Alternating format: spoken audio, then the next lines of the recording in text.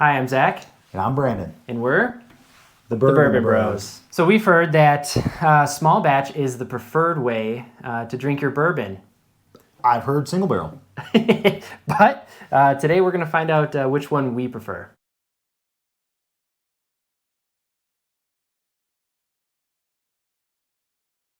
Why don't you tell them the differences between small batch and single barrel? Well, I'll tell you what a small batch is. So small batch is going to be a blend of barrels. It could be 5 barrels, it could be 500 barrels, but really that's all small batch means. Yeah, and single barrel is pretty simple, right? It's one single barrel. What you aged in that barrel is ultimately going to end up in a bottle. Yeah. And we specifically picked out these single barrels and these small batches because they're similar in price. Yeah. So we have our Old Forester and our Calumet, which is very similar in price. And then we have our Jefferson's Reserve and Ingram River Aged, also very similarly priced. What do you say we start left to right? I think we start left to right. If it's going to feel more normal, I think. Yeah, all right. Kind of lighter. Yeah, nothing particularly outstanding about the eyeball on this one. It's got it kind of smells a little grassy, a little fresh. Yeah, fresh for sure. Oh, nice spice. Oh, yeah. Definitely rye forward. Oh, that is spice. Not overly proof by any means. It's actually really nice. I'm glad that's the one we warmed up with. My worst fear was that we were going to warm up with this one and then just taint the rest of the tasting. So that's delicious, actually. Yeah, really good flavor. Yeah, I'm getting a lot of vanilla off of that. That spice definitely came through right away. Yeah. A lot of sweetness, nice rye spice, not a overly complex mouthfeel. I thought it was rather medium on the mouthfeel, and I would say on the finish as well was kind of quick. Yeah, a little quick. Yep. Now, do you think that is indicative of more of a single barrel or a small batch? So probably more indicative of a small batch, and the reason I say that is generally small batches are going to be proofed down to whatever that master distiller wants to represent that brand. And usually when you're proofing down, you're adding water. It kind of thins the bourbon out. Gotcha. It makes it a little more mellow, maybe. Now that's not always the case. True. Because we've got a good example right here where you've got a barrel proof iteration. Yes. Meaning the whiskey's coming out the same proof. That it went in. Yeah, that it finished. Well, that it finished at, yep. Yep.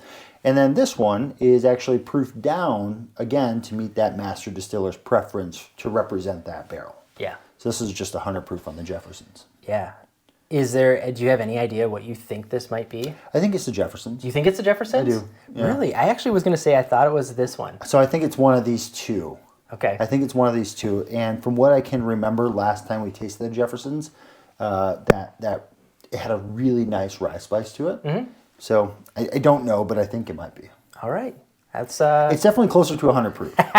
It's definitely closer to 100 proof, for sure. We're moving down the line. Moving down the line.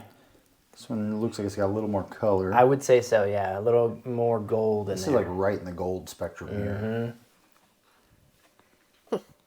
That smells like hay to me. Yeah, this one also kind of grassy, but not as like pungent. It's not hitting me as hard. This just smells like grass to me. Oh, wow. Oh, that's not expected. Also pretty good. Very different. A lot more like floral almost. Yeah. It was super mellow. Very I was mellow. not expecting it to be that mellow. Very mellow. Nothing like too standout-ish. It's like a one-noter almost all the way through. I'm getting berries. I'm not getting cream, which is kind of disappointing. When I usually get berries, I get that kind of creamy. Sure, yeah. I'm just getting berries on this Yeah, one. this one is maybe sitting a little more chewy than the first one. A little more oily than the first one.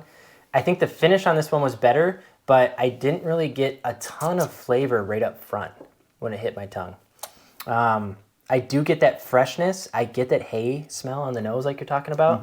And I think, berries or like a something that's really kind of fresh and mellow. Yeah, I'm getting like a raspberry flavor on it, but I agree with you. I think it is a little more oily. I can definitely feel it kind of coating the tongue a little bit. So as of now, I kind of prefer the first one. Yeah, me too. Yeah. So my opinion, I think we're still between the first two. Yeah, I think so too. And I think we might have went in this order. Here, then here. To there. This might have been the... Is that the I think that's the second one here. Okay, interesting. Yeah, because I was gonna say it's because these ones I'm expecting a little bit more out of for some reason. Yeah, it's definitely not this one yet. That one I think we'll know just because it's going to hit you in the mouth. But I haven't had that one before actually, so it would be interesting. yeah, it's hard to hide. What is this? 130 proof? Yeah, 130 proof. It's hard to hide that. So. Should we move on? Yeah, let's get on to the next. Here we are. Oh, this one's super dark. Much darker. Love the color of this one. Much darker. Amber. It's got a lot more oaky, smoky Yeah, on this the is nose. almost like a bitter oak, like Yep. getting into maybe like a dark chocolate kind of Yeah. feel. Definitely along those bitter notes for sure. Oh, wow. That's our Old Forester. You think so? I think so, yeah. That's the hottest one yet. It definitely has the most proof. It's beautiful in color, and I know that Old Forester's a little darker as well. Yeah. That coats the palate really well. I Yeah. feel like I'm just chewing on that. That's delicious. A lot of cinnamon. Warmth. A lot of warmth for sure. I would even say it's a little bit buttery texture-wise. I like that one. I liked it a lot, and I'm feeling almost like there's a little maybe that's such so there's so much heat that maybe I'm feeling like I'm getting a little spice in that mid palate area. Sweetness on that. I think this one's kind of creamy. I think this one's creamy sweet to me. Like what kind of creamy? Like an ice cream? No, like At the end of a cereal bowl? yeah. I'm getting like like I said, it's kind of buttery, but I definitely get like that cinnamon spice to me. Yeah. And on the front end, I get like a real sounds kind of weird, but like a smoked jerky flavor, Ooh. almost like savory, front to back, like savory to sweet on the back. I can get I know that you're saying you get it on the front, but I feel like I'm definitely tasting that jerky when I breathe it out my nose. Yep, a little retro hill. Yeah, that's good. It's different. It's definitely different. Should we? Yeah, let's hit the next. moving? This one's back to that kind of goldish color, I Yeah, I think. feel like this is kind of back to the start here. Oof, definitely doesn't have a light smell though. That's like straight down caramel alley for me. I think it's like just that one note though that I'm picking up. Is it sweet? Yeah. Yep. Honestly, almost like salty to me. Like a sweet salty. Sweet, Yeah. salty? Does it smell like the ocean? No, not the ocean I've been to. Okay. Okay. Well, this one's definitely... Wait. Interesting. This one I think might be this guy. That's a Jefferson. This is the Yeah, Jeffersons, I think. that feels super familiar. Yeah, that feels really familiar. And I've never had this one. And I've also never had this one. So I'm starting to think our second in line that we tasted was this one. And I'm thinking our third in line was this. And our fourth in line was this guy. And we started off with the OH. So I would say it's a one noter on the nose, but very different experience on the palate. Yeah, very different. Wait, now when they make small batches, enlighten me a little bit here. Are they ever higher proof? Like say like a 114, 120? Yeah. Yeah. So like Wild Turkey Rare Breed is a batch product that they put at barrel proof. Oh, gotcha. Interesting. It's gotta be tough to do, I feel like. So I don't know how they do that actually, and I had this conversation with Bourbon Babe the other day. But yes, they do. Interesting. It's got to be tough because you have to pull it out and be like, it's good, because I would think in their heads they're like, we want to age it for so many years, right? And then they get it to a certain age, but then how can they predict what that proof is going to be coming out the barrel? I think you have some degree of consistency, right, relative to where it is in the rick house. And I guess my question is, do they just average it over the batch and say this is what our batch is, and then they just use hundreds and hundreds of barrels to batch it? Yeah. And just say, okay, this batch for this release on this season is 116. And then next season it might be 114.8. Yeah. You know what I mean? So it might always be a little different. Yeah. I don't know. I haven't looked into it, but I did literally have that conversation with Bourbon Babe because I was like, how can you have a batch product that's barrel proof? Right. So my guess is it's an average interesting. thing per season. So which was the one that had the least amount of flavor to you? The second one. Second one. Okay, so I learned this on Whiskey Tribe. Shout out Whiskey Tribe. There's a way to bring out a little more nose Okay. on a bourbon. Just to put it in there? You're going to try it with me. Oh, okay. Okay. So what you're going to do is you're going to drink it through the nose? No. What are we doing? So Oh, you let it dry in your hand? put a little bit on your hand. Sure. This makes sense. And you're just going to rub your hands until it dries out. And you just tap it on. Yeah. Because then you can get that sweetness. Because that's what it's like when you ever like have it you had it in a Glencairn. So this is the first time I've ever done this. Brandon, I would come over and he always has like something that he had during the week. And he's like, smell this. And you can smell it because it's dried out. It's all evaporated. So it's just leaving back all that residue. Bourbon residue. Sweetness. It almost smells like perfume. I get perfume here. I could a put lot more floral. I could put this on. This is like that sweet. It's a Probably sweet don't put this perfume. on and go to work, but yeah, maybe you could put it out somewhere. now give it another taste and see if you pull any of those notes through on the palate. Nope, still getting raspberries. Still mellow. Yeah, still super. The hand smells great though. Still super chill. It's good whiskey. Mm-hmm. I would share that whiskey with somebody who's like not a big bourbon enthusiast. Sure. But if you're looking for like robust and punchy, that's not the one. Yeah. We try them one more time and then put our rankings up. All right, so before we dive into which ones you like best, Sure. were there any like notes that stood out to you when you went back through? When I went back through, I mean, I definitely am happy we went on a second little sip because this first one had like a very caramel, hard, heavy, Yeah. all the way through. That felt like traditional bourbon, but like hit on every category. Hit on every category really well. And then this one was it had a better nose, but a little still meh. And then this third one, it like maple syrup, like almost like a spicy, like not in like a bad way. I'm thinking like a sweet and spicy, but like almost breakfast, like a pancake. Oh, okay. You got pancake out of the third one. Pancake, yeah. You like your pancakes hot. like a cayenne pepper pancake. I can appreciate like a hot syrup. Like a hot honey? Yeah, hot honey, yeah. There you go. Yep. Hot maple syrup. What about the last one? Any residue on Last one I enjoyed. It's got a little bit of char to it, but it definitely doesn't have a super amount of depth to it. Yeah. But so this was like the most high rye, I felt like. Or at least it had the most distinguished rye flavor to me. I thought it was really rounded and did a really good job.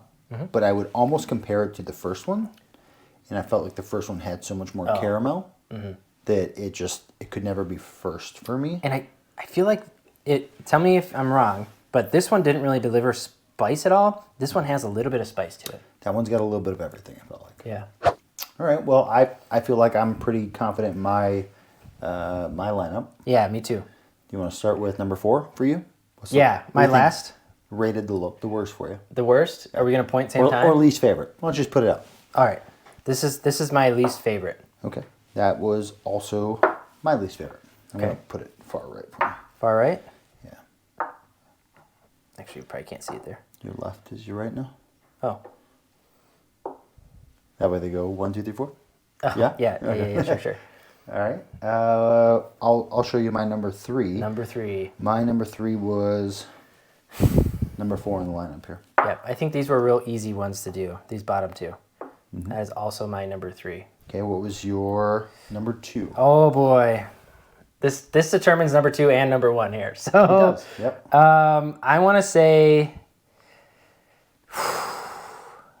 I'm going to go with this one. This one's my number 1, I think.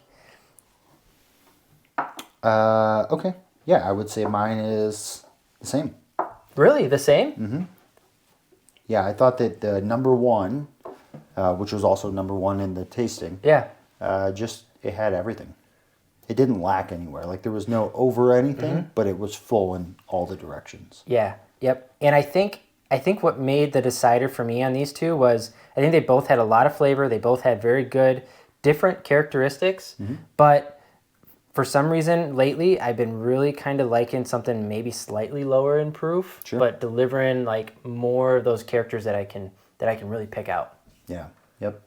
Yeah, this one didn't necessarily need the proof to bring the flavor, and I thought it delivered. So should we Yeah, reveal? let's reveal them. Let's see what our last one was. Number 4. Number 4 Number 4 is number 4. is number 4. So that one is the Calumet. Okay. All right, that's the Calumet. right Calumet, here. little mellow. And then, what is this guy? Number 3 was number 1. This is number 1. So this is actually our Jefferson. Okay.